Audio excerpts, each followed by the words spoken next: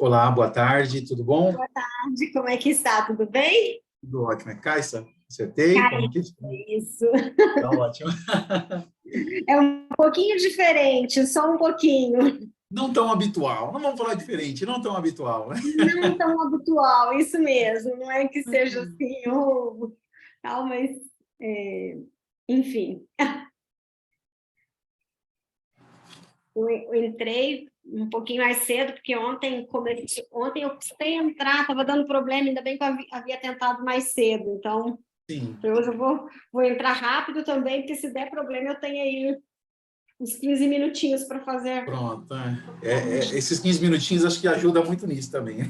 A gente se organizar um pouco. Ontem começou a dar problema, hoje eu não sei o que está acontecendo, não só a internet daqui da escola, mas até do celular que eu estou puxando, o sinal está ruim, deve ser alguma coisa na região. Eu falei, meu Deus. Me conta uma coisa, a Claro, apresentação, é Marcelo, não é isso? Marcelo, isso mesmo. Marcelo, na sessão de ontem, eu não havia enviado aquele vídeo. Então, eu fiz a apresentação, eu tinha feito os slides e tal, até por desconhecimento mesmo, que não é tão habitual, né, ter os vídeos, e eu acho que ano passado no TEMEAD, os alunos é que participaram e eles fizeram os vídeos e tal. Aí, Tá na de bom. hoje, o aluno fez o vídeo, tá, e postou, antes de eu ter postado. Dá para eu fazer a apresentação aqui ou necessariamente tem que usar o vídeo que ele postou? Você tem, assim, a nossa recomendação é que a gente utilize do vídeo. Por qual motivo, né? É para a gente ser assertivo em relação ao tempo. Mas caso você queira fazer a apresentação, não tem problema. A única coisa que a gente vai pedir é para a gente manter o tempo de 8 minutos, Tá, se eu tá? puder fazer, eu até prefiro. E eu mantenho o tempo de 8 minutos. Eu achei, assim, como o pessoal não entrou, assim, a gente ainda está indo, eu achei que... E quando eu vi, ele já tinha postado, eu achei que tem muita informação, então, assim, eu estou, na verdade, usando as mesmas informações, está tudo certinho, mas eu dividi um pouquinho e a gente tem mais hábito, né, de falar para as apresentações, eu acho que talvez fique mais claro para quem estiver nos assistindo. Perfeito, tá bom. A de vocês é a segunda apresentação, tá? Então eu vou até, inclusive, tirar aqui o link da de vocês, Uhum. porque aí você pode conduzir. Agora, só por favor me informa, você deve apresentar, né? Se no Teams aparece para você o botãozinho de compartilhamento. Se não, já vamos Aparece, deixar isso. Aparece? Tenta só aparece. compartilhar a sua tela, só para a gente não perder tempo quando da apresentação, só para a gente fazer essa validação. Aí que ótimo, perfeito, apareceu, tudo certinho. Quer já Tá, testar pode o modo de tirar. apresentação? Testa já o Então, modo de apresentação, só para a gente garantir. foi, não foi?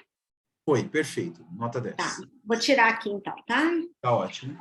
O Teams, a gente usou muito tempo o Teams aqui na escola, na pandemia, né? Então, a gente tem mais hábito, né, de trabalhar. Familiaridade, né? É. Tem aqueles que a gente não usa, não usa muito. Aliás, usamos muito tempo o Zoom. O Zoom é melhor do que o Teams, na minha opinião, porque o Teams ele trava as máquinas, o Zoom não. Então, o Zoom vai fácil. O Zoom mais leve, né? Mais leve, mais fácil. Eu também Nossa, tenho preferência pelo Zoom. o Teams a gente vai fazer o compartilhamento aqui, ele trava a máquina. Então, aí você não consegue compartilhar porque ele trava o seu computador. Então, é difícil. O Zoom não, o Zoom é super tranquilo. Boa tarde, professora Clarissa, tudo bem?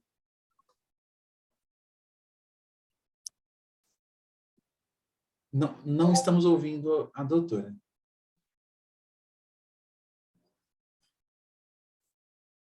Ainda não ouvimos, professora. Passou uma mensagem. Agora, acho que o microfone agora que tem que habilitar um microfone, só isso. Sim, estão me escutando? Ah, agora sim, agora está tudo ótimo. Ai, que bom, boa tarde. Boa tarde. Oi, Lucas, tudo bom? Boa tarde. Boa tarde, tudo bem? Marcelo, eu vou passar o host para você, tudo bem? Tudo bem? Aí você fica como o poderoso chefão da sala. Combinado, deixa comigo. Tudo bem? Feito mais uma Perfeito. boa sessão. Eu não vou poder acompanhar muito aqui na sessão, porque eu vou precisar ter que cobrir um outro horário que nós ficamos sem debatedor. Tudo bem? Tá bom. A gente segue aqui. A gente vai se falando lá pelo nosso canal, tá? Perfeito, excelente. Uma boa sessão para todos. Obrigado, Obrigada, abraço. Lucas. Tá na correria aí das salas aí.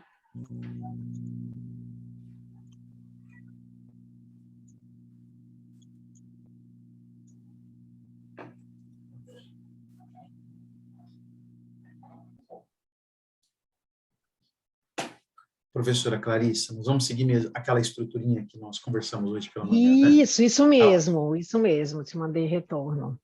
A Caíssa, deixa me ver aqui, a Caíssa é do primeiro artigo, certo, Caíssa? Governo digital como mecanismo de participação popular. Sim, eu acho que o meu é o segundo, não? É o segundo, é o segundo. Ah, é o segundo? Isso. Ah, é que eu segui a ordem ali do...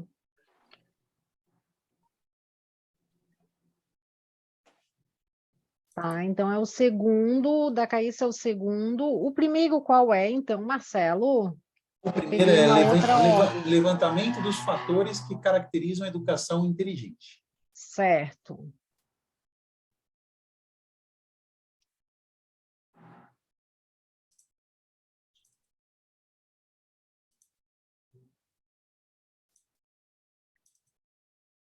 Consegui te enviar, tá?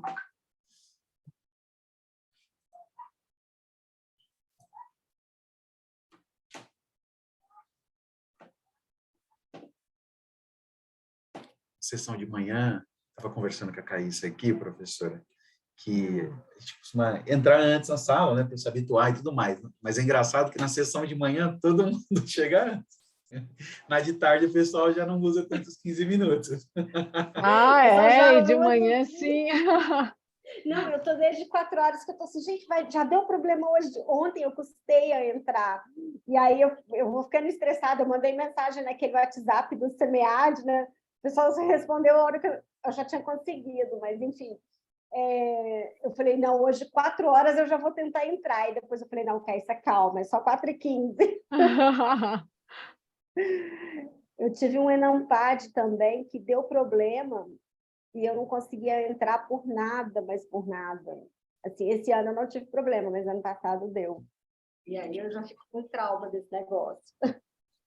Mas quando é à distância, a gente geralmente, né, costuma ficar mais preocupado em função mesmo desses possíveis problemas, né? Quando é presencial, a gente já está lá, está na sala, acho que fica mais tranquilo. Fica mais tranquilo, né? Então a gente já vai para a sala antes. Eu geralmente já vou, coloco o pendrive, a gente já deixa tudo mais ajustado, né? Agora aqui não tem jeito. Mas E vai aqui a dar gente tem certo. alguns riscos também, né? A internet parar, a energia acabar, pode... Tem alguns riscos também. Eu acho que teve um congresso durante a pandemia que a minha energia acabou, mas eu já tinha apresentado. Estava uma chuva aqui em BH, assim, do outro mundo. Teve um mesmo, mas não teve problema, eu já tinha apresentado. Agora é complicado.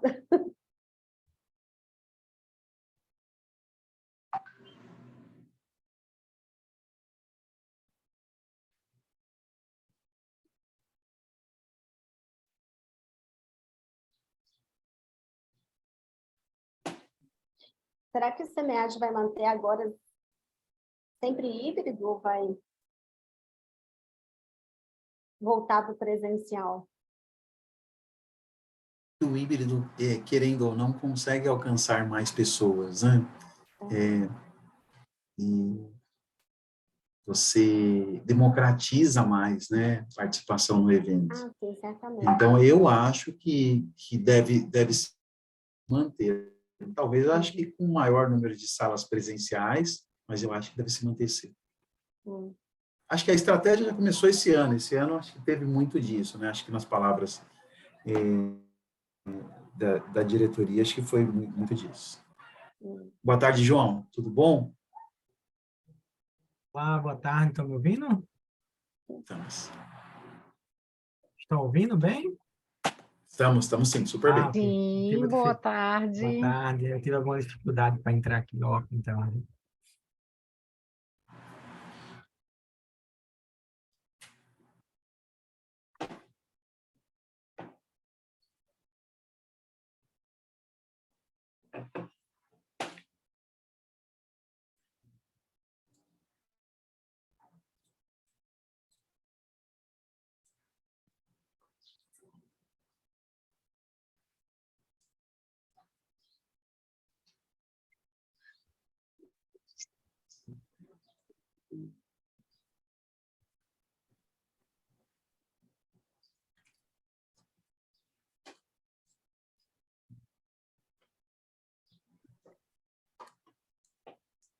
João, então, vai apresentar o terceiro trabalho, certo, João?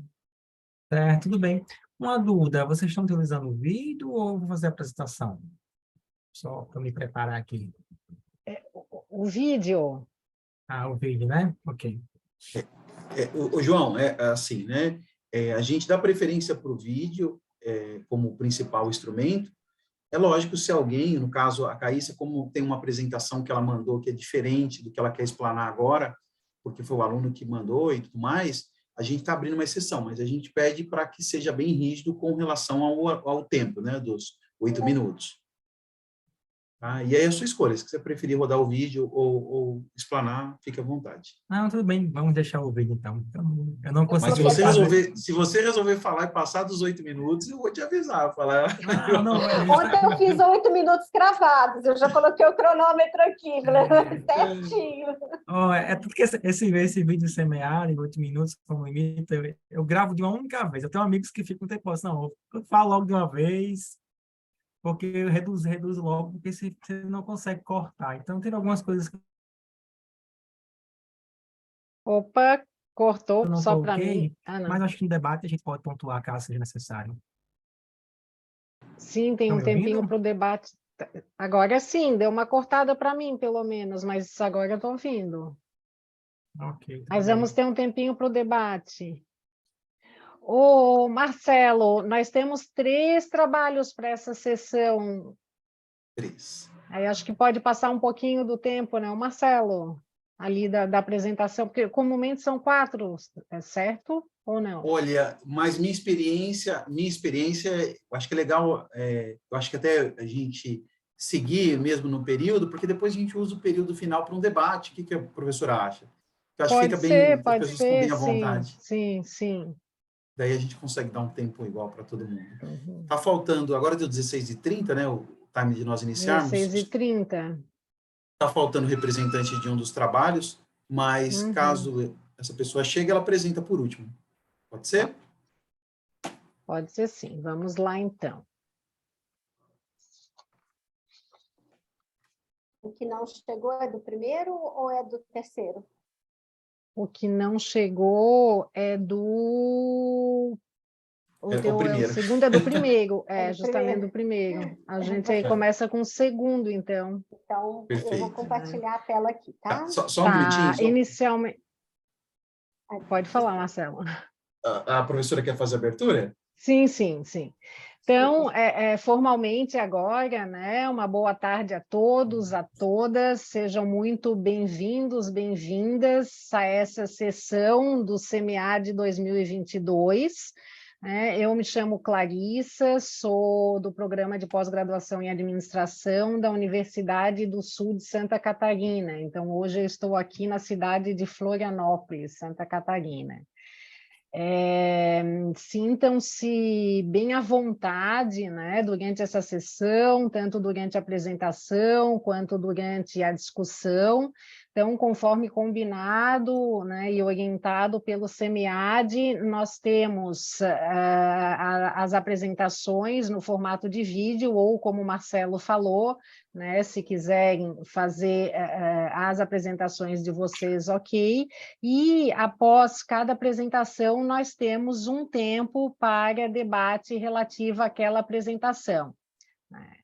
Então, a apresentação 8 minutos, depois um tempo de 8 minutos para discussão daquele artigo que foi apresentado, e assim sucessivamente. No final, nós temos um tempo, né, um pouco maior para abrir para uma discussão geral, certo?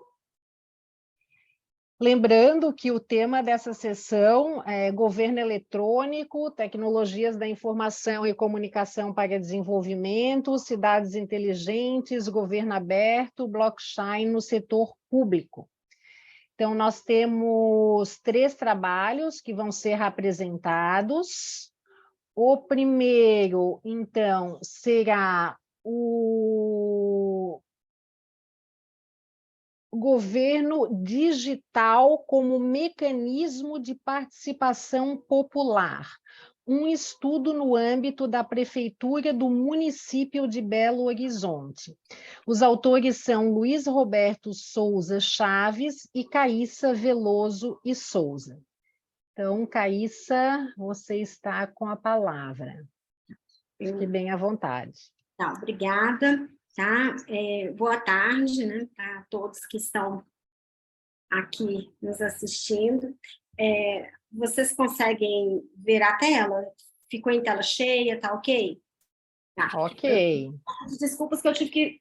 nesse minuto eu estraguei o meu fone, então eu vou apresentar sem o fone, mas eu acho que não muda nada no entendimento para vocês, né? Tudo bem. Trabalho, ele é resultado da dissertação de mestrado do Luiz Roberto Souza Chaves, que eu fiz a orientação, né? O Governo Digital como Mecanismo de Participação Popular, um estudo no âmbito da Prefeitura Municipal de Belo Horizonte. Então, a gente fez exclusivamente sobre a Prefeitura de Belo Horizonte, dado o acesso do Luiz a esse locus de pesquisa. Então, quando a gente fala, para contextualizar um pouco o cenário da pesquisa, né, a gente identifica, né, que vários mecanismos têm sido utilizados, né, aqui, especificamente no âmbito de Belo Horizonte, mas não exclusivamente, né, como mecanismos que podem ampliar a participação dos cidadãos, né? Então, entre esses mecanismos, né, a gente cita desde os mais simples, né, como, por exemplo, um rotativo, que você é digital e pouco tempo atrás ele era papel ainda, né? Então acho que uns 3 anos atrás, alguma coisa assim, ainda era papel, e hoje a gente já tem orçamento participativo, uma série de outras funções. Isso tudo possível pela disponibilidade e utilização das tecnologias de informação e comunicação pela administração pública que têm sido intensificadas na cidade, né? Então, o que se espera é que esse governo digital possa ampliar a interação direta, instantânea, né, e promover maior participação e engajamento popular. Como objetivo principal, né, o presente artigo pretendeu analisar a utilização do governo digital na prefeitura do município de Belo Horizonte, segundo a percepção dos servidores do município e cidadãos que utilizam serviços. Especificamente, nós pretendemos identificar se o governo digital propiciou um atendimento mais célere das demandas sociais, identificar se existe relação entre participação popular e a utilização do governo digital no município de Belo Horizonte e verificar a viabilidade da utilização em massa do governo digital no âmbito do município aqui pesquisado, né? Só um minutinho. Passou. Bom, em termos de referencial teórico, nós trabalhamos o uso das tecnologias de informação e comunicação no âmbito da administração pública, a importância da participação popular no processo de gestão pública e o governo digital como mecanismo de participação popular, né, chamado de democracia digital, e a transparência, né, partindo do princípio que o governo digital poderia propiciar uma cidadania ativa, né, e a importância desse governo digital para um ativismo social. Foi realizada uma pesquisa descritiva de abordagem qualitativa. Quanto ao método, foi um estudo de caso, o caso da Prefeitura de Belo Horizonte. Foram pesquisados 14 cidadãos, todos eles com certo conhecimento sobre o governo digital, que já tinham feito algum tipo de utilização desses mecanismos, e 5 agentes públicos da prefeitura pesquisada. Tá? Como principais resultados, foi possível identificar eficiência e celeridade na execução de tarefas públicas pelo uso das tecnologias de informação e comunicação. Aqui eu queria fazer só uma parte que, para chegar na coleta de dados, nós utilizamos 2 roteiros semi-estruturados. Tá? O primeiro roteiro direcionado para os cidadãos e um roteiro específico direcionado para os servidores. Né? E a pesquisa, como ela foi realizada durante o momento da pandemia do Covid-19, o Luiz defendeu a dissertação no final do ano passado, se não me engano, em outubro, então a pesquisa foi realizada no finalzinho do primeiro semestre, nós ainda estávamos com várias restrições do Covid aqui em Belo Horizonte. Né? Foi uma das últimas cidades a abrir, né? Então, as entrevistas foram feitas por meio do uso da ferramenta do Microsoft. Então, a gente não conseguiu fazê-las de forma presencial. Mas isso a gente acredita que não houve prejuízo. Tá? Bom, em termos de eficiência e celeridade na execução de tarefas, a gente verifica que há um maior engajamento entre cidadãos e a prefeitura na percepção dos agentes públicos entrevistados. Aqui cabe uma parte que a percepção dos agentes normalmente é diferente da percepção dos agentes ou servidores, aqui a gente chama de agentes porque eles trabalham efetivamente com aquela questão, elas são diferentes em grande medida da percepção dos cidadãos. Então, os serviços online, eles são mais céleres e eficientes do que os presenciais, isso aí a concordância em ambas as percepções. Né? Entre os problemas levantados para o uso do governo digital, é possível citar falta de capacitação e dificuldades para a usabilidade das plataformas governamentais. Né? Então, algumas pessoas, especialmente as pessoas mais velhas, podem ter mais dificuldade, que não têm muito manejo da tecnologia, podem ter maior dificuldade. Fatores educacionais, então, o cidadão analfabeto, com baixa escolaridade, pode perceber maior dificuldade, e a necessidade de disponibilização de internet à população de baixa renda. Então, a exclusão digital ela traria exclusão nesse âmbito também, em termos da participação. Então, são questões a se pensar. Há uma percepção de maior interação do cidadão com o poder público pela solicitação de demandas em ambientes digitais, né? Contudo, pela ótica dos cidadãos, os mecanismos tecnológicos do governo digital ainda não são eficazes para promover essa participação efetiva. Né? Pelo viés dos agentes públicos, a participação tem aumentado. Né? Então, apesar de proporcionar maior poder ao cidadão, a gente identifica que ainda há mecanismos, há questões importantes a se tratar aí nesse sentido. Né? E a tendência de deliberações governamentais em ambientes virtuais, ela impõe determinada exclusão, principalmente daqueles que não têm o acesso, o referido acesso. Né? Como conclusão, a gente pode colocar que o uso das tecnologias de informação e comunicação na administração pública é uma realidade, né, que há reflexos na interação entre Estado e cidadãos, né? Contudo, nós percebemos tímido avanço do governo digital na Prefeitura de Belo Horizonte. Então, ainda há entraves, ainda há fatores que podem ser trabalhados para ampliar a participação popular mais efetiva. Sugestões para melhorias: necessidade de mais divulgação dos instrumentos tecnológicos, capacitação para fins de inclusão de pessoas com menor conhecimento, o que é uma questão importante, como que a gente vai fazer essa capacitação, melhoria nas plataformas digitais, disponibilização de pontos para acesso à internet em áreas mais pobres. Nós não temos aqui pontos abertos de internet em praças, por exemplo, não há, né? E percepção que ainda há baixo grau de participação popular, por exemplo, em determinada camada aí da população. Tá? E ainda verificamos a necessidade de estudos nessa área, né? Principalmente se a gente puder alinhar isso com outros municípios e tentar oferir resultados que possam efetivamente trazer benefício para a população. Bom, obrigada. eu finalizo aqui a apresentação e fico à disposição, caso tenha algumas perguntas para podermos debater.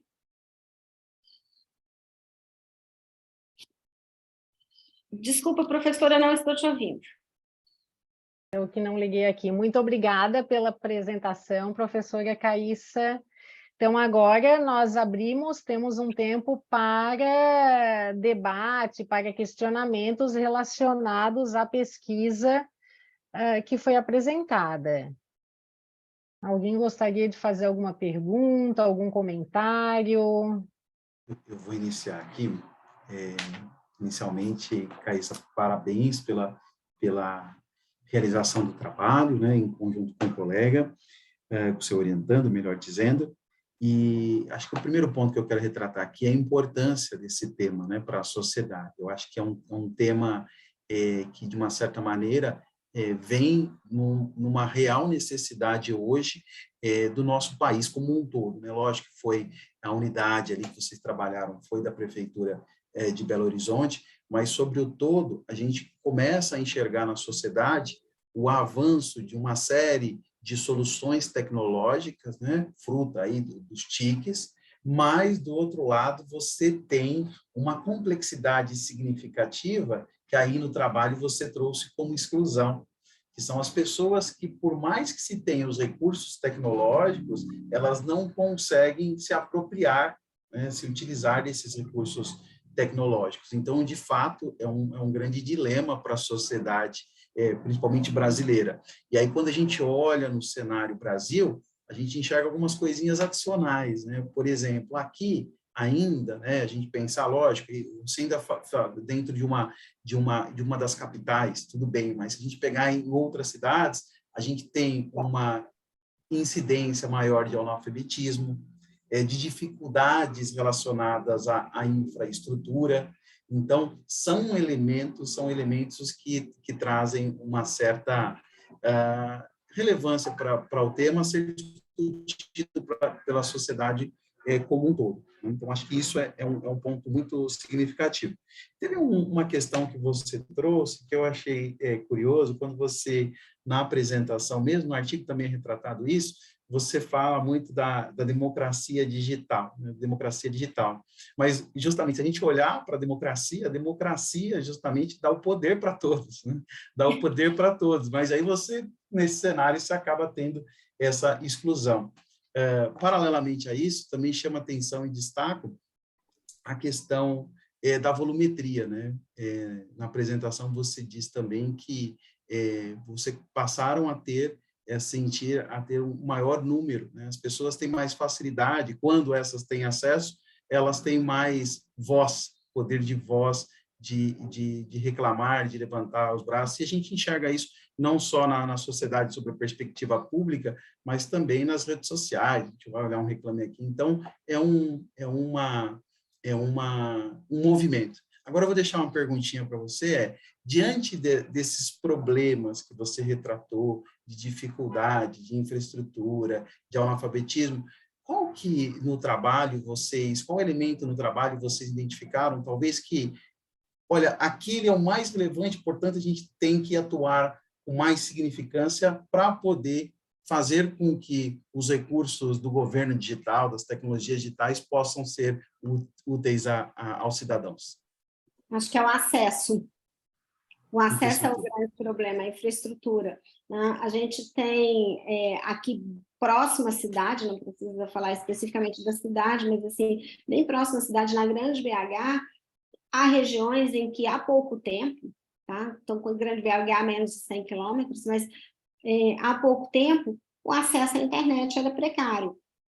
Não tinha internet, aí roubam alguma coisa da torre lá da operadora, acabou, fica 15 dias sem telefone, internet. Então, acho que a questão do acesso é a principal, né? A questão da usabilidade, ela é muito importante, né? Mas é também uma questão que, com o tempo, você acaba educando a população, né? Quando você chega com algo completamente novo, a gente sabe que demanda um tempo para que aquela população esteja incluída, né? É igual nossas aulas remotas online, né, com a pandemia, assim.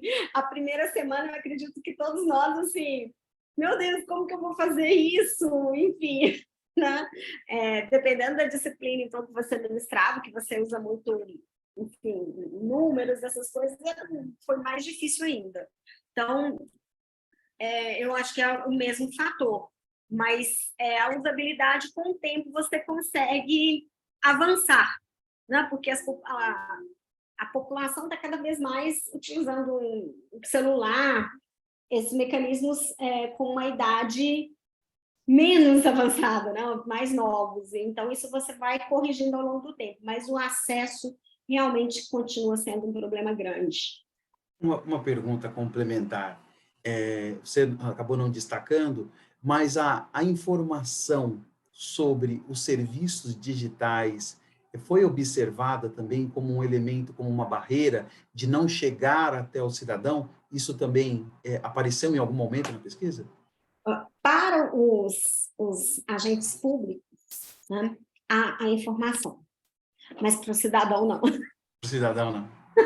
Então, o agente público falou, não, é ótimo. Tem várias questões assim, no trabalho mesmo, né? Durante a pesquisa, que eu falava assim, isso aqui a gente tem que identificar melhor, porque assim, o agente público ele vê tudo como maravilhoso. Então, assim, até num primeiro momento, né, o aluno que estava fazendo a dissertação, eu falei, não é assim, a gente tem que contrapor, porque o agente público ele vê a forma de uma forma melhor, ele não está errado, porque a percepção que ele tem que está sendo atendido, mas o cidadão não está conseguindo identificar aquilo na mesma proporção. Então, a informação para o cidadão ela não chega muitas vezes como ele gostaria.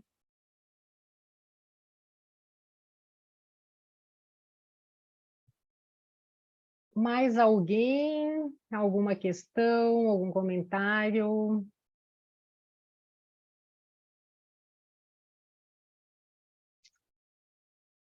Parabéns, Caíssa. Achei bastante interessante, né, a tua pesquisa, a tua orientação, e principalmente essa, a gente sabe que tem todas as dificuldades, como o próprio Marcelo aqui colocou e resgatou do estudo, mas eu achei que a gente ainda tem muita pesquisa e campo de pesquisa pela frente dessa relação, né, dos serviços digitais, do eGov, com a participação popular, né? E aí eu fiquei pensando em termos de até para possibilidades de pesquisas futuras, né? De compreender de que forma, porque nem todas as tecnologias propiciam essa participação, né? Umas têm um objetivo esse objetivo, né? Outras nem tanto, né? Então, até pensei em possibilidades de pesquisas futuras de investigar como as tecnologias podem propiciar essa participação, né? Mesmo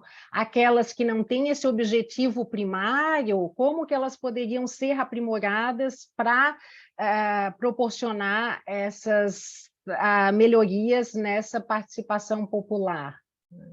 Não, mas eu achei bastante interessante a proposta de vocês.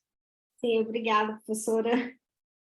Realmente a gente viu, principalmente por parte dos agentes, né, eles entendem que um rotativo ele amplia a participação popular, né, mas o cidadão não, ele vê aquilo só como um serviço que ele está usando, que não seria uma forma de participação popular. Até eu ficava no início da pesquisa, mas espera aí, então o rotativo ele é participação popular? Vamos entender isso um pouquinho, né? Então, realmente tem essa dicotomia, o que é e o que não é efetivamente participação. O que é só acesso a algum serviço, facilitação do serviço, né? Você tirar o menino que vende rotativo na rua, que continua, tá? Porque eles continuam com o celular, agora não compra do meu celular, então continua, mas assim, diminuiu, né? Então, tem efetivamente essa discussão, porque o cidadão normalmente ele entende como participação aquilo que efetivamente eu estou opinando, eu estou discutindo. Sim. Né? E o agente público não, qualquer forma de acesso se mostra como participação. Interessante. Legal. Podemos passar, então, para o próximo. Pelo que eu identifiquei, nós temos já aqui a presença da Alexandra. Alexandra, você consegue me escutar? Consigo sim, boa tarde. Boa tarde, Alexandra. Você vai apresentar o artigo intitulado Levantamento dos fatores que caracterizam a educação inteligente, certo? Isso, perfeito. Ok, então, você vai utilizar o vídeo? O vídeo, O vídeo, vocês têm ele tá. ou eu apresento? Sim, temos sim. Perfeito. Então, o trabalho é levantamento dos fatores que caracterizam a educação inteligente, é de autoria da Alexandra Savoia Cordeiro, Emerson Gomes dos Santos, Douglas de Lima Feitosa e Cláudia Terezinha Nis.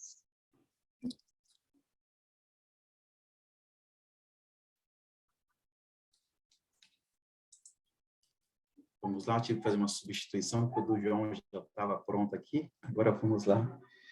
Prontinho, compartilhando o som. Estão visualizando? Dão um joinha, por favor. Temos sim. Olá!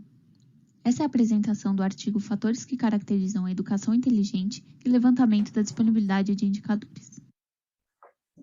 A apresentação foi dividida na introdução, que contextualiza o desenvolvimento do projeto, a justificativa, que traz o embasamento para a necessidade dessa pesquisa, os objetivos que foram propostos, a metodologia utilizada para o desenvolvimento do trabalho, os resultados de fatores e indicadores obtidos na pesquisa, as contribuições e a proposta para trabalhos futuros. O desenvolvimento e importância do estudo da abordagem das cidades inteligentes deriva basicamente de 3 fenômenos. Primeiro, a tendência de crescimento populacional. A projeção é que em 2050 o Brasil tenha cerca de 233 milhões de habitantes. O envelhecimento da população. A estimativa é que a população acima de 65 anos em 2050 seja 22% da população total do Brasil. E, claro, o avanço das tecnologias disruptivas e dos sistemas integrados, né? Alguns teóricos afirmam que estamos passando pela 4ª revolução industrial, que ela é caracterizada pelo uso intenso, né, em escala da nanotecnologia, inteligência artificial, realidade aumentada, big data. Então, percebe-se a tendência de replicar as tecnologias em escala, né? Então, dos dispositivos para os ecossistemas, daí para as casas, então para as cidades, o que resulta no desenvolvimento de uma abordagem de cidades inteligentes.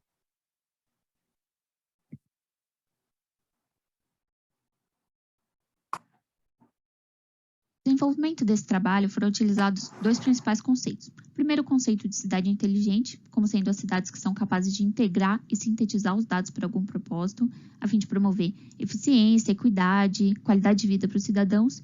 E dentro desse contexto de cidade inteligente, nós temos o conceito, que é a dimensão foco desse projeto, que é a educação inteligente, que compreende a remodelagem do atual modelo de aprendizagem para um modelo muito mais flexível e personalizado, que faz uso de dispositivos e tecnologia da informação para tornar a educação acessível e estimular o desenvolvimento dos habitantes e a produção de conhecimento.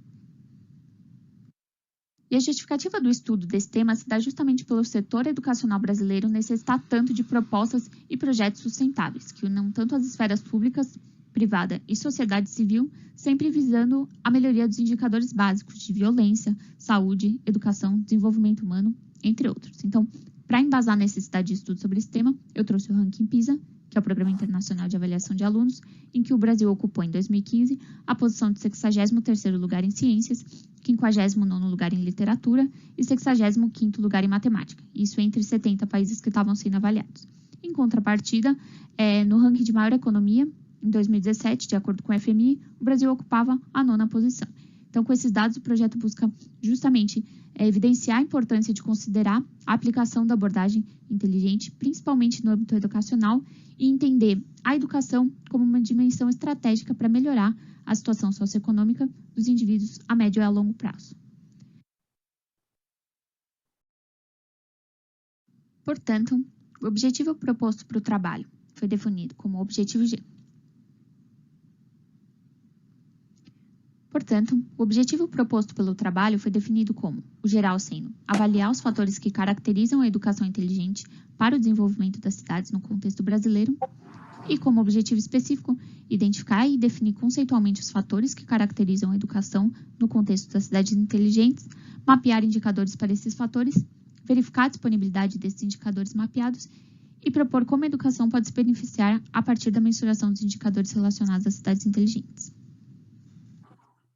E como metodologia de pesquisa, foi feita a revisão sistemática das referências acadêmicas e das referências complementares. Essas englobam tanto as referências produzidas por empresas de consultoria, quanto propostas identificadas em sites de empresas desenvolvedoras de conteúdos de e-learning. Também foi feito uso da análise de conteúdos no contexto da abordagem qualitativa, buscando sempre uma maior compreensão sobre o tema. Então, após definidos os fatores por meio dessa metodologia, foi feita a busca de indicadores relativos a esses fatores. Primeiramente pela pesquisa em sites de busca, que resultaram em bases de dados abertas, sendo essas Ministério da Ciência, Tecnologia e Inovação, INEP, Observatório do Plano Nacional de Educação, Objetivo de Desenvolvimento Sustentável, ODS, e Centro Regional de Estudos para o Desenvolvimento da Sociedade da Informação, CETIC. A busca dessas bases resultou em 21 indicadores, que serão abordados mais para frente. Os fatores identificados nas referências acadêmicas e complementares foram: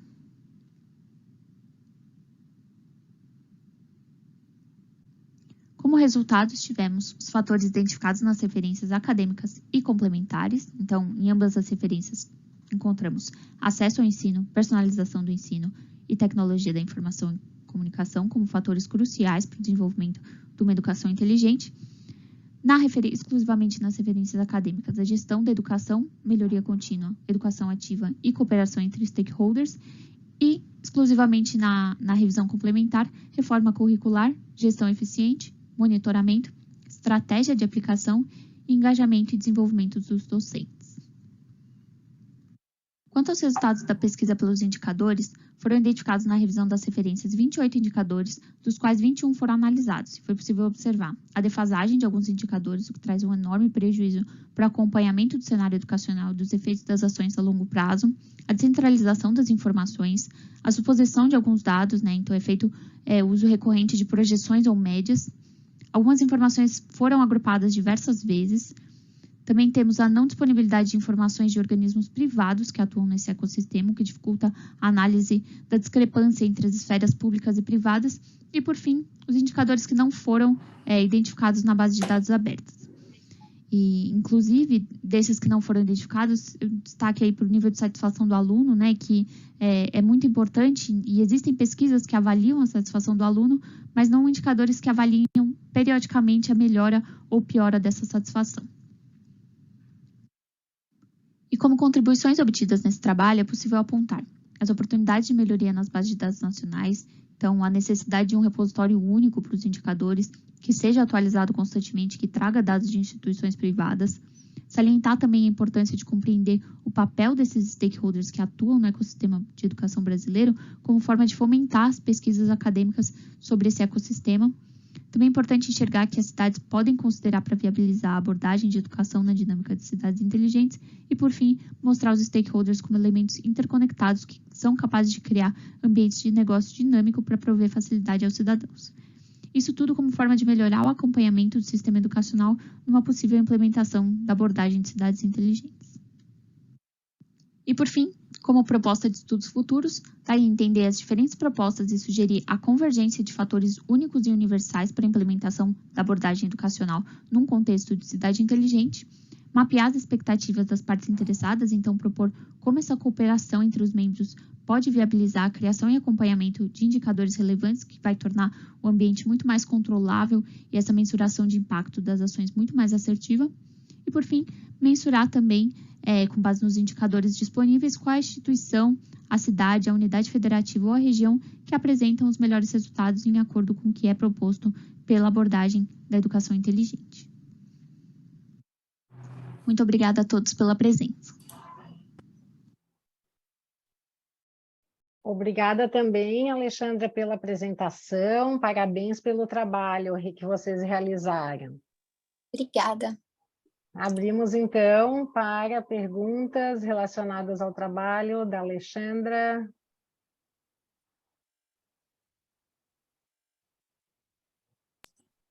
Lá vou eu de novo.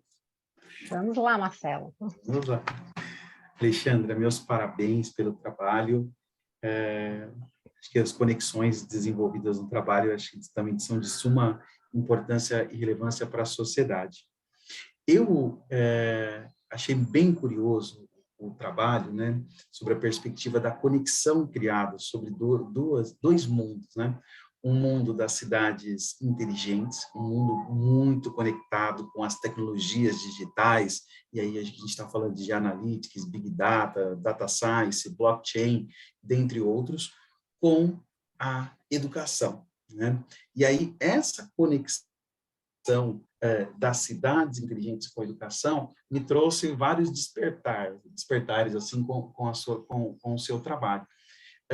E me trouxe algumas curiosidades sobre a perspectiva de quando a gente fala nessa educação, e aí você traz muitas vezes a parte da gestão, a parte da educação continuada, mas eu queria também compreender um pouquinho o que você enxergou, quais foram esses achados diante da pesquisa sobre a perspectiva dos benefícios dessas tecnologias hoje utilizadas nas cidades inteligentes de agilidade. Lógico que a gente aqui vai falar muito de alguns substantivos, né, mas da agilidade, da eficácia.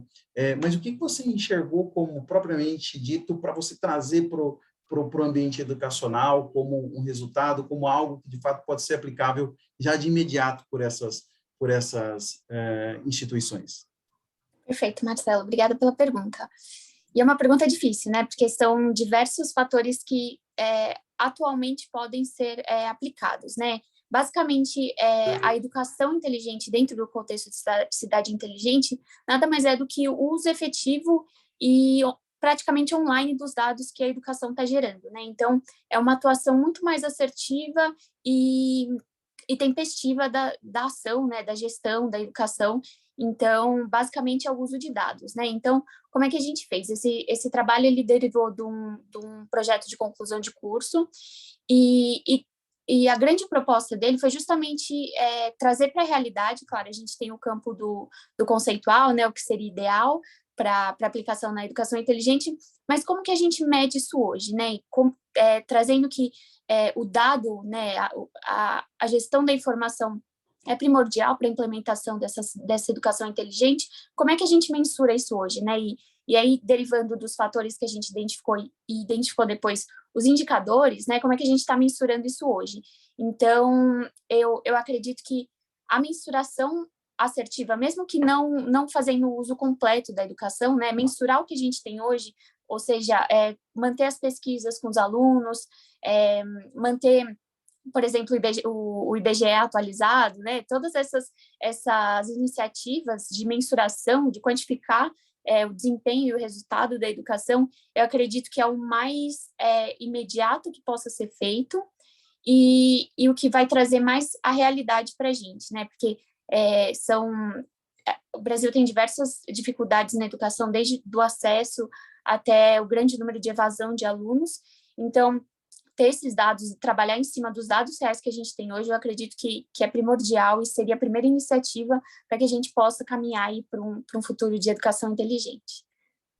Perfeito, Alexandra. Eu faço uma conexão também fazendo uma contrapartida com o movimento que nós vivenciamos agora, muito por conta da pandemia, né, que é esse evento da sociedade migratória, né? A gente trabalha para qualquer lugar do mundo, a gente vai morar em várias cidades, mas uma conexão do teu trabalho com as tecnologias, com a educação, é muito com as cidades inteligentes, coletando dados para saber o seguinte, em qual ponto aquela cidade precisa mais trabalhar educação, conhecimento, informação e, de uma certa forma, trazer melhorias para ela mesma. Acho que tem uma conexão significativa ali para fazer com que as cidades obtenham ganhos, benefícios diante da informação, da transformação, por meio, acho que não é uma palavrinha-chave que você trouxe, mensuração, né? Medir esses dados, classificar esses dados, trabalhar esses dados. Legal, Alexandra, parabéns. Obrigada. E só uma observação, né, que a pandemia escancarou bastante esse problema, né? Como é que a gente tem uma desigualdade gigantesca de acesso à educação, né, de acesso a dispositivos que facilitam esse processo. Então, deu para a gente ver que o caminho é longo, mas tá claro que precisa ser feito, né? E o projeto traz bastante disso, o que pode ser feito e quais os caminhos a gente pode tomar. Perfeito. Obrigada, Marcelo. Mais algum questionamento? Vou fazer um, então. Uma curiosidade, na verdade, Alexandra. Você tem intenção em dar continuidade na pesquisa, em fazer algo empírico? Como que estão os planos? Tenho. A partir porque foi meu trabalho de conclusão de curso, né? A gente ficou 2 anos nessa célula de estudo sobre cidades inteligentes, com foco em educação inteligente, e agora eu trabalho com educação, né? Eu trabalho com educação financeira, então minha meta é continuar, a gente trazer mais resultados dos indicadores, né? Da disponibilidade desses indicadores, porque eu não sei se vocês viram, mas o governo centralizou todos os indicadores, né? Todos os sites do governo estão agora debaixo daquele Gov, né? Então, eu quero ver o que se perdeu, o que ainda está disponível, o que está sendo atualizado. Então, tem bastante coisa para fazer ainda. Legal, Alexandra. Bastante potencial aí em você para ir para o mestrado, né? Eu adoro esse tema. E estou pronta para voltar a estudar. Ótimo. E gosta de dados, olha lá, muito bom. E gosto de dados. Tô no lugar certo. Parabéns. Obrigada. Seguimos, então, agora João Paulo vai apresentar o último trabalho dessa sessão. Vamos ver aqui. Thus, adoption of standardized electronic tax systems increase tax collection, evidence from Brazilian municipalities. Autoria de João Paulo Oliveira Lucena e Raquel Sampaio.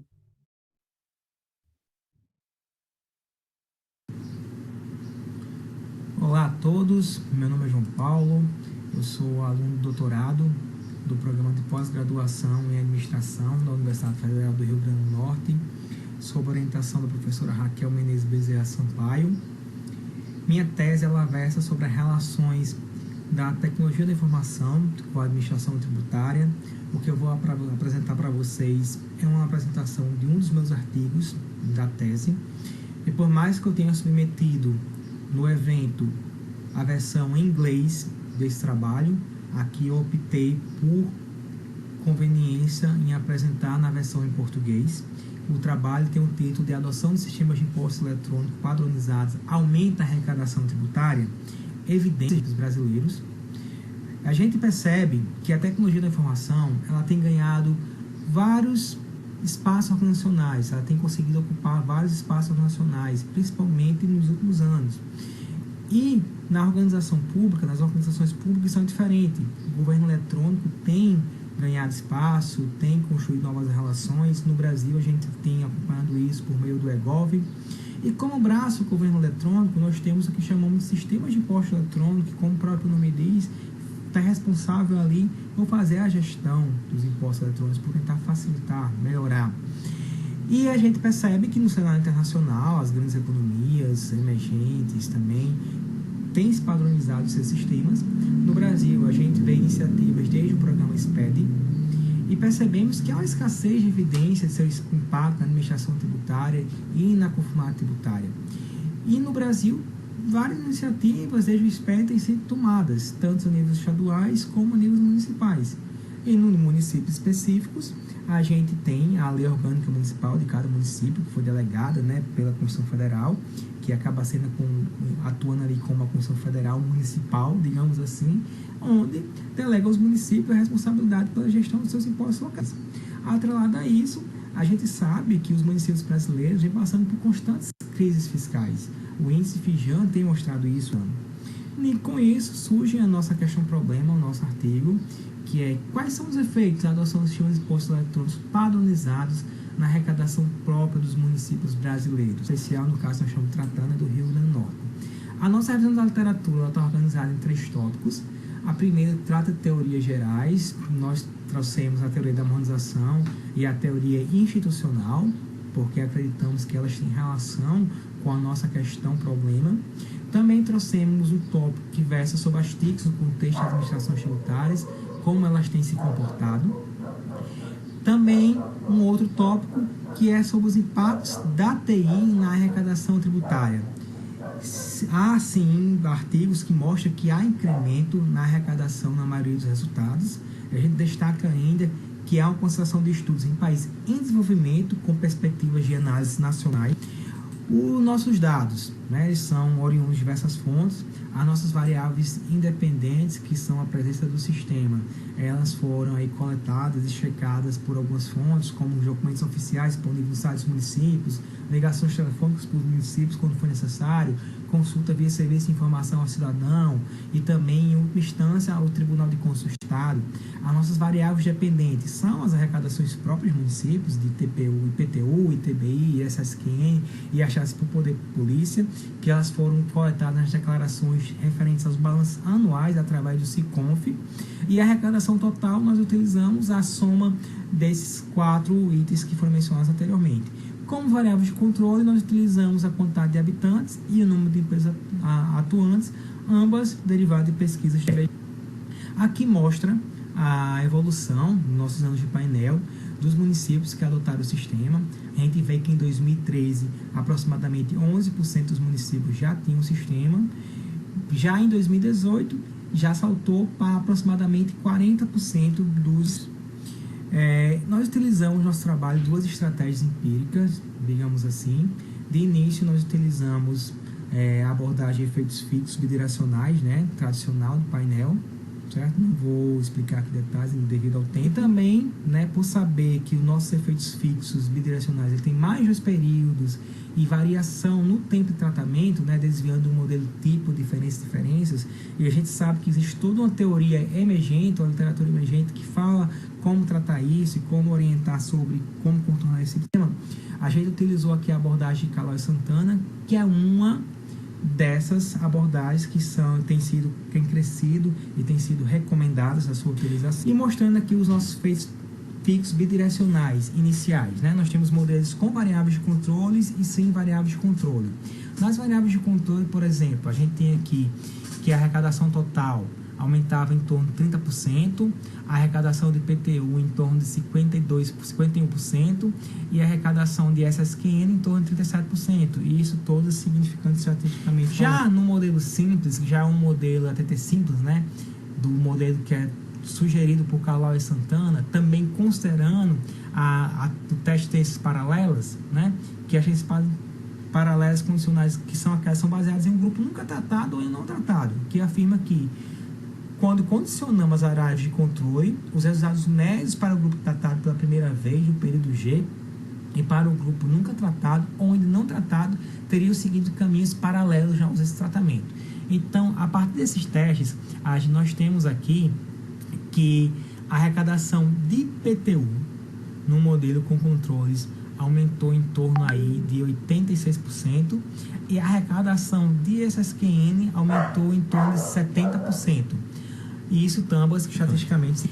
Outro modelo do Calói Santana que nós trouxemos são os ATTs por efeitos dinâmicos, que são aqueles ao longo do tempo. E mais uma vez a gente tem o teste nesses paralelos e temos os modelos com controles e sem controles. Nos modelos com controles, a gente tem aqui que no ano de arrecadação, no ano de implantação, no momento zero, eles aumentam em torno daquele 64% do IPTU. Né? A partir do segundo ano, esse IPTU aqui, a arrecadação dele sobe para quase 128%, né? Mais que dobra. A arrecadação dessa SQN, a partir do terceiro ano, ela aí fica em torno de 86% a mais, enquanto a arrecadação aí a partir do quarto ano, ela praticamente sobe quase 6 vezes mais. Certo? Então, as nossas conclusões é que há indícios que mostram que os sistemas conseguem melhorar a arrecadação dos municípios, como contribuição social, fornecendo subsídios para a gestão fiscal dos municípios, para eles tentarem entender e que isso retorne em melhoria no serviço para a sociedade, para os cidadãos. O nosso trabalho também é pioneiro, certo? A utilizar esse tipo de abordagem e tratar também dos municípios especificamente. A nossa principal implicação gerencial é que os sistemas podem ser uma ferramenta que contribui para o aumento da arrecadação própria, então os municípios devem olhar para isso, e como proposta de trabalhos futuros, nós sugerimos que, sim, compare outros estados nos municípios, né? Eu estou tratando do Rio Grande do Norte, pode ter também outros estados, e também explore os estados em si especificamente. Aqui são algumas referências, e muito obrigado pela atenção.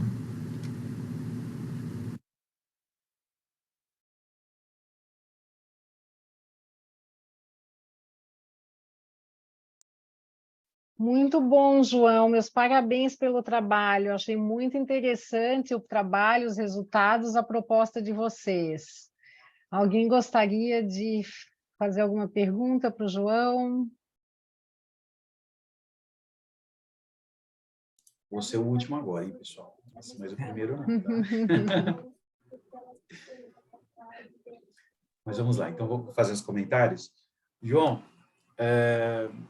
gostei demais do seu trabalho, porque ele demonstra, né, de uma forma quantitativa, ele demonstra algo que a gente, como cidadão, ou cidadãos, conseguimos visualizar, né? Ainda mais cidadãos que atuam bastante no ambiente corporativo. A gente observar o nosso país, e eu tive a oportunidade de trabalhar em diversas dessas iniciativas, mas é um país que, quando a gente olha sobre tecnologia na parte fiscal, tributária, possui significativos avanços, né? É o caso que a gente observa lá de trás, de nota fiscal eletrônica, SPED contábil, SPED fiscal e social, e, de fato, a gente olha para isso e, muitas vezes, né, muito mais com uma visão tecnológica, a gente olha muito, olha, o Estado está buscando, né, até cruzando um pouquinho já com outros trabalhos aqui apresentados, o Estado está buscando uma melhor eficiência interna, eficiência interna, sobre a perspectiva de ter menos pessoas para operacionalizar, para contabilizar, para identificar, para realizar os atos obrigatórios.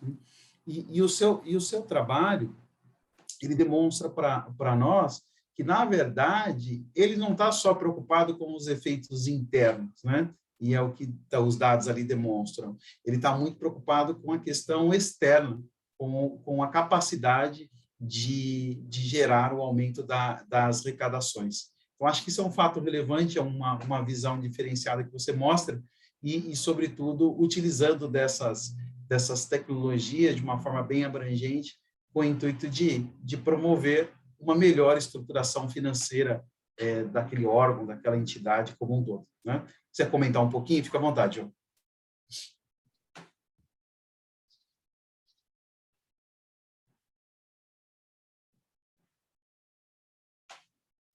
João? O João travou? Parece que sim. Será que ele apertou o João. botão errado? Às vezes acontece isso. Voltou. Não, você está me ouvindo? Agora sim, Agora João. sim. Tá. Para mim, eu acho que cortou ali o final da sua fala. Não vi sua pergunta, Marcelo.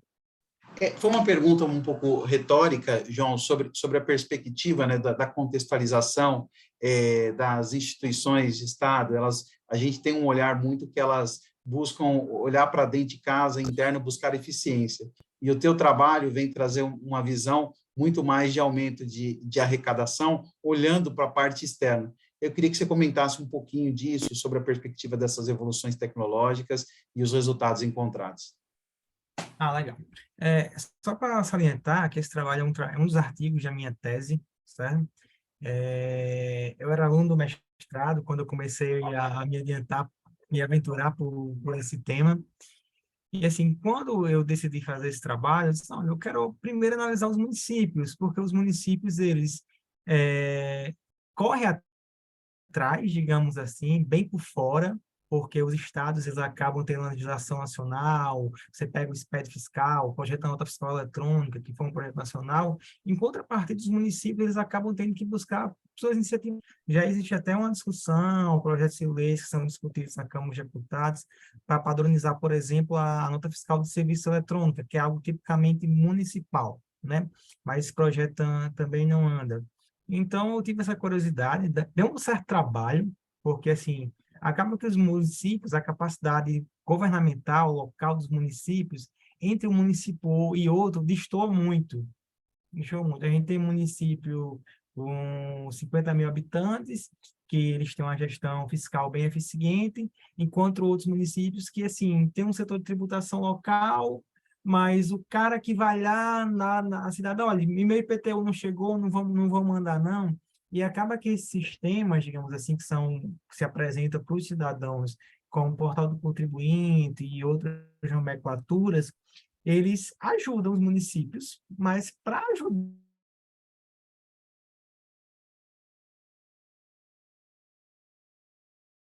e até do próprio quadro de servidores, e há muitas diferenças. Por isso que, de início, eu quis até abordar o Brasil como um todo, mas acabei me contentando aí inicialmente com o Rio Grande do Norte, e outro artigo da minha tese, eu estou trabalhando especificamente os estados, que os estados eles acabam, depois do projeto de nota fiscal eletrônica, depois do SPED, que até o projeto de nota fiscal eletrônica, quando você for olhar, a legislação nacional se confunde muito com as legislações estaduais, certo? Mas já quando eu pego, por exemplo, um projeto como nota fiscal de consumidor eletrônico, aquele cupom fiscal que quando vocês vão num restaurante, eles saem lá com QR Codezinho, que sai detalhamento dos seus impostos, esse projeto já tem umas legislações mais claras em cada estado. Então, em um dos meus outros artigos, eu estou trabalhando isso.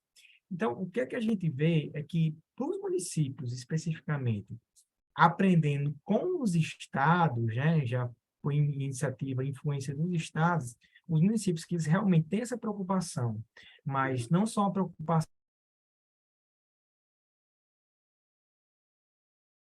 a sua capacidade de controle, não só controle, por exemplo, de imóveis, não só controle das empresas que prestam serviço na cidade, esses municípios que realmente tratam isso com zelo, eles conseguem ter uma melhora ali na arrecadação.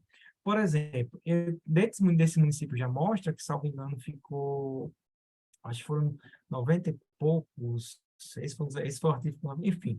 Mas há municípios que praticamente eles conseguem fazer com esse incremento de arrecadação no primeiro ano o valor para pagar a folha desse terceiro salário no final do ano dos servidores, certo?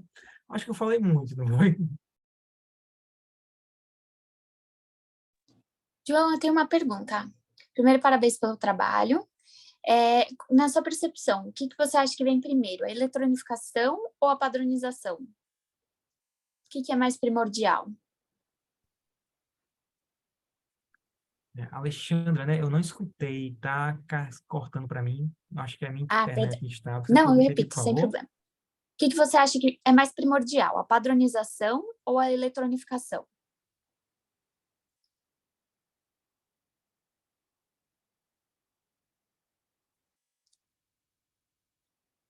Cortou para mim novamente, mas se eu entendi a Sim? pergunta, se é mais primordial a padronização ou a eletronização, né? Isso, A perfeito. pergunta é boa, porque a padronização, quando eu falo, é o quê? O que é sistemas padrões, que eu chamo de sistema padrão? Sistemas que os municípios adquirem que não são eles que desenvolvem, certo? Eles compram esses sistemas, assim, de empresas que desenvolvem, certo? Então, se eles tivessem a capacidade de desenvolver seus próprios sistemas, eu diria para você que a padronização é mais importante, mas tirando do ponto de partida que eles compram isso, eu diria que a parte eletrônica é a mais importante, até para poder incluir a sociedade, né, nisso, os cidadãos. Não sei se foi essa a sua pergunta nesse sentido. Foi sim, ficou claro, perfeito, obrigada.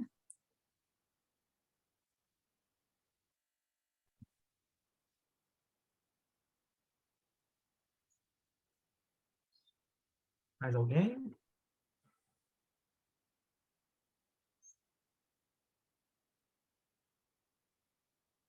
Então, pessoal, eu vejo, né, e esses trabalhos aqui da nossa sessão mostram as contribuições, né? Acho que todos mostraram, de alguma forma, sob alguma perspectiva, as contribuições das TICs, né, do EGOV para a sociedade, para a eficiência dos serviços digitais, em que pese ainda as dificuldades, a exclusão digital que a Caíssa levantou, né, a questão de chegar às informações ao cidadão, né, mas, para além dessas dificuldades, a gente vê, né, de fato, nos estudos que vieram aqui, a contribuição para essa eficiência.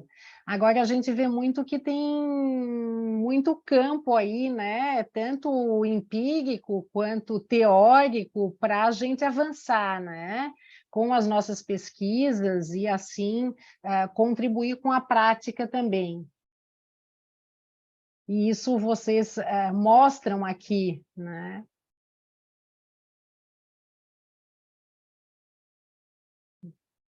Sim, eu fico pensando aqui, quando o João apresenta, eu sei que não foi objeto, mas assim, principalmente pelo que ele falou no final, se as prefeituras compram, né, os sistemas também, tem uma questão de segurança importante para a gente pensar, né, que o cidadão ele está interagindo, está colocando uma senha, tem dados pessoais ali, e já deve ser outro problema tratar essa segurança, né? Sim, a parte de segurança dos dados, né? Porque acaba que não só o município detém os dados daquele usuário ou daquela empresa, né? A empresa que desenvolve, que eles estão ali contratando o serviço, também detém esses dados. Então, acho que Acaba sendo assim, compartilhado. acaba sendo compartilhado. Então, eu estou orientando uma dissertação sobre cyberataques, né? Então, essas coisas são interessantes, porque a gente vê que está tudo conectado, né? E o próprio, né, o cidadão, ele quando ele não entende muito das questões de segurança, né? Então ele acaba ele mesmo colocando em risco, enfim, porque aí você amplia o número de órgãos que têm acesso e ele usa senhas idênticas, ele coloca dados que às vezes não precisa, então imagino que seja um desafio grande. Com certeza. Se a gente vai olhar assim, acaba que os pequenos municípios, né, acabam comprando, né, essa tecnologia padrão, né, até por meio de conveniência. Ao contrário, quando a gente vai olhar grandes municípios, como São Paulo, como Belo Horizonte, por exemplo, eles devem ter toda a competência de TI local, que eles conseguem desenvolver seus próprios sistemas. Sim.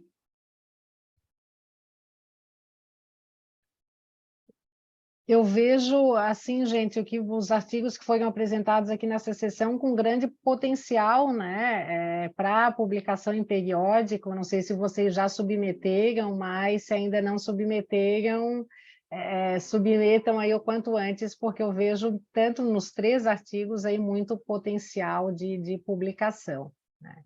Ali, em relação a uma sugestão, né, eu daria na questão da pesquisa qualitativa, né, foi utilizada também a questão da análise de conteúdo, tanto pela Alexandra quanto pela Caíssa, mas no da Caíssa, que foi uma pesquisa empírica, eu recomendaria acrescentar, numa submissão ao periódico, acrescentar depoimentos, né, dos entrevistados.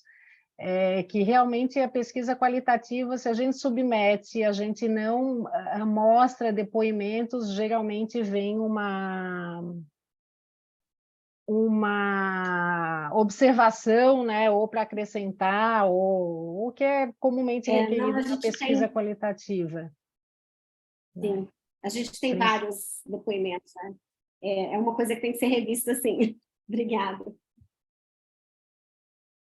E uma pergunta que eu tenho ali também para a Alexandra, é se vocês identificaram algum estudo que trate de dimensões, subdimensões da educação inteligente no contexto das cidades inteligentes e de indicadores na perspectiva que vocês propuseram. Os indicadores que a gente encontrou realmente não transpareciam aquilo que a gente precisaria medir num contexto de cidade inteligente, né? Então, como cascateou até os indicadores? A gente analisou vários artigos pelo Web of Science, né? Buscamos palavras-chave que originaram aqueles artigos, aquelas referências, limpamos o que era duplicado, que falava muito especificamente sobre outros temas, né? Por exemplo, museu, tem bastante coisa sobre educação inteligente em museus, né? Usando a inteligência num ambiente um pouco mais controlado, mas a identificação de fatores, a identificação de indicadores, perdão, ela não é ideal. Até os que a gente traz como capazes de medir aquilo que a gente traz como fator, eles ainda não são ideais, né? Teria que ter toda uma reformulação das métricas que tem sobre a educação hoje para conseguir realmente quantificar e metrificar o desenvolvimento e a efetividade das ações num contexto de cidade inteligente. Aham. Mas a minha pergunta é mais no sentido de se vocês encontraram algum outro estudo, né, de revisão da literatura, de revisão sistemática, com essa proposta de vocês, né, internacionalmente, né, no sentido de buscar dimensões, subdimensões para a educação inteligente vinculadas a indicadores. Perfeito, perdão. Encontramos poucas. A grande massa da pesquisa foi feita em 2020 e 2021, então, até aquele momento, se eu não me engano, a gente encontrou uns 3 ou 4 dos 110 que a gente analisou que traziam as informações de fatores, mas muitas vezes elas estavam aplicadas em algum contexto, então, ou eram numa cidade específica, ou eram conforme um país específico, né, conforme a análise de revisões né, mais segmentado, uma quantidade menor de referências, mas dessa forma que a gente fez, não encontramos. Inclusive, cascateando para os indicadores, também não encontramos nenhum estudo. Eu caí. Deixa eu cair? Não, a gente está te escutando. Fez um barulhinho. Inclusive, cascateando para os indicadores, a gente não identificou nenhum dos artigos que traziam essa conexão. E aí, a partir, né, da pandemia, muitos dos artigos dos novos resultados trouxeram só artigos falando do ensino na pandemia, né? Então, já nichou um pouco mais a gama de pesquisa. Então, esse artigo que a gente escreveu ali realmente traz pontos que a gente não encontrou tão facilmente. Muito bom, muito bom. E aí, Marcelo, mais algum comentário? Olha, acho que eu posso aqui, olhando aqui os comentários, as observações, relacionar um pouco do trabalho da Caíssa com o do João, sabe? Eu encontrei uma associação ali significativa sobre a perspectiva do município de ofertar serviço, né? O do João sobre a questão da arrecadação por meio das tecnologias e o da Caíssa, de fato, olhando para a ponta em si, na oferta, na acessibilidade, né, no acesso, melhor dizendo, infraestrutura do serviço. Então, acho que ali existe uma conexão envolvida, lógico, perspectivas diferentes, mas, de uma certa maneira, se conversam em alguma instância. Verdade.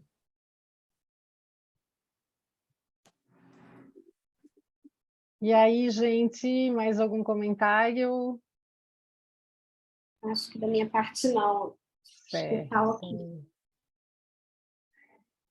Então, nós chegamos ao final, né? Gostaríamos de agradecer a participação de vocês, a submissão, né? Considerar o SEMEAD para submeter o trabalho de vocês, a elaboração dos vídeos, enfim, o envolvimento de vocês com todo o processo e por estarem aqui também.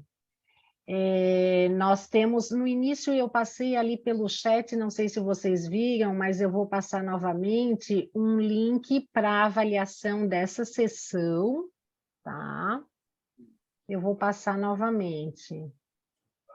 E também fica aqui o convite, vou passar também o link para a sessão de networking. Vai seguir ali o link no chat. Só deixa eu copiar aqui.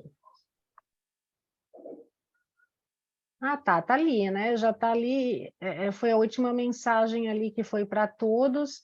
Então, o primeiro, né, que eu estou passando novamente aqui, é o link de avaliação da sessão, e o segundo é o link para participação na sala de networking. Networking. Foi. Antes de finalizar aqui, lógico que vocês apresentaram o trabalho e acho que eles sempre têm uma satisfação em fazer. Vocês querem tirar um print com uma foto aqui para registrar o momento?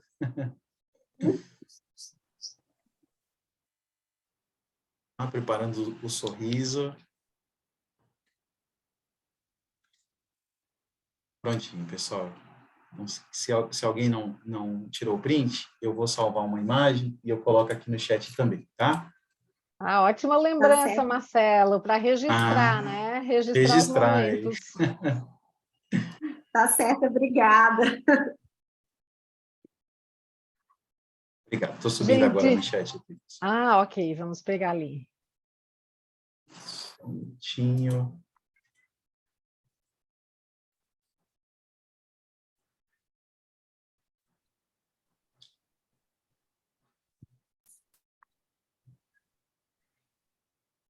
O computador não me decepcionou durante a sessão, consegui compartilhar tudo, não vai ser agora. Vamos lá, cadê a imagem? Encontrei. Prontinho, tá lá. A gente vai subir agora. Chegou aqui. Então, tá bom, gente. Obrigada mais uma vez e um ótimo congresso para vocês. Sucesso! Parabéns, pessoal. Obrigada. Obrigado, pessoal. Um abraço. Um abraço. Tchau, tchau. Tchau.